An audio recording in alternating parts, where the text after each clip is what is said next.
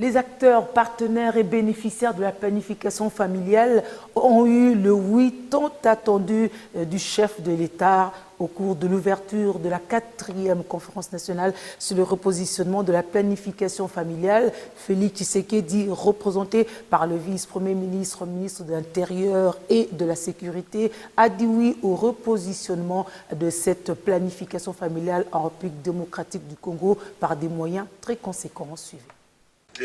La planification familiale, facteur incontournable de la croissance économique durable, le pays de Félix Tshisekedi a renouvelé son engagement à soutenir la PF.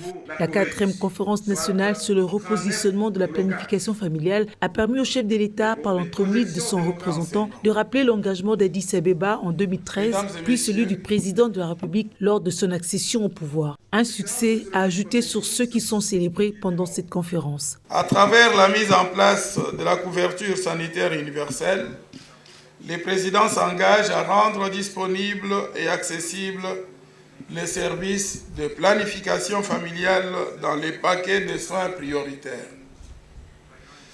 Le gouvernement prendra des mesures adéquates nécessaires pour la réalisation des 10 engagements pris par la RDC à Addis Abeba en 2013 et qui sont inscrits dans le plan stratégique national de planification familiale.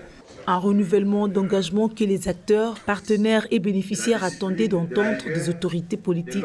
Dans son brillant exposé, Matata Ponyo, président de cette 4e conférence, a insisté sur la croissance inclusive, l'émergence et la PF, en appelant la RDC à emprunter le chemin de l'émergence par le leadership fort et la gouvernance de qualité. Le ralentissement de la croissance de la population, conjugué à l'amélioration du capital humain et la gouvernance, aura des effets bénéfiques sur la croissance économique et la réduction de la pauvreté.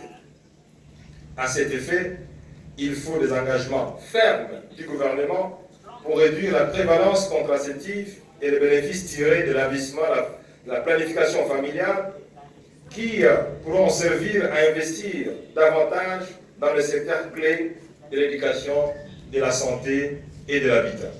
L'ambassadeur des États-Unis d'Amérique, au nom des donateurs, a insisté sur la nécessité d'investir dans les filles et femmes afin de leur participation dans la vie sociale. Investir dans la planification familiale, c'est investir dans les filles, les femmes, les enfants et toute la famille, et dans le développement social et économique de la RDC.